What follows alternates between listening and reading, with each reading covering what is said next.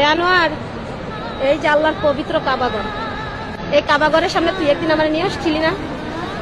আর আজকে আমি তোর সন্তান কোলে নিয়ে আসছি। তুই আমার শরীরের মধ্যে যে কলঙ্কের দাগ লাগাইছো, যে মিথ্যা অভিযোগ দিছস, আমার এই মাসুম বাচ্চাটার তুই যে মিথ্যা অভিযোগটা দিছস, আমি এই আল্লাহর পবিত্র কাবা শরীফের মধ্যে দাঁড়াই থেকে বলি, আল্লাহ যেন তোর জিব্রাটা যেন সারা জীবনের জন্য পচাইয়া গলাইয়া যেন নিয়ে যায়।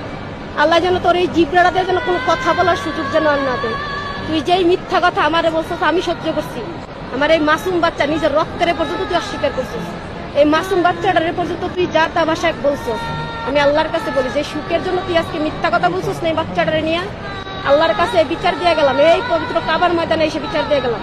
আল্লাহ সত্য হয়ে থাকলে তোর বিচার আল্লাহ এই দুনিয়ার মাটিতে। ভিডিওটা আইনারা দেখছুন, এই মহিলাটা কি কইছে যে এই বাচ্চাটা তোর দোয়া লাগুক, এটা বহুত কইছে, মানে বহুত দুঃখ পাইছে।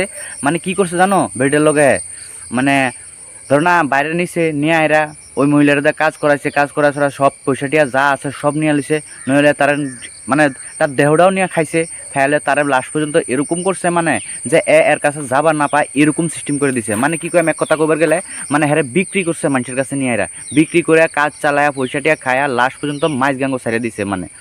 মানে কোনো ধর না ডকুমেন্টস থাকে বিয়ার শিয়ার, কোনো ডকুমেন্টস করছে না, কোনো কিছু করছে না, বাস খালি কাম করছে, বাস ছেড়ে দিছে।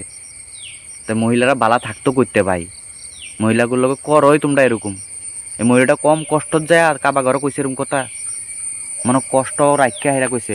আরে তোরা অত বিশ্বাস করছে, অত ভালোবাসে, আর তুই যদি বিষ্টা মারিয়া দেস তো মহিলাটার শিক্ষা হইতো না। একটা বাচ্চা লইয়া, একটা বাচ্চা হাতে লইয়া ডাইরেক্ট কাবা ঘরে যায় তারে বদদোয়া দিতেছে, তাহলে এই বদদোয়া না লাগলে কাবা কি কয় আমার, এই বদদোয়া তো লাগিয়ে যাবো 100% একদিন না একদিন। তা ভাই শিক্ষিত থাকলে ভালো মতনে বুঝা নাও, ভালো মতনে শান্তির থাও। তো নেক্সট ভিডিও দেওয়া হবো ভাই, বাই বাই।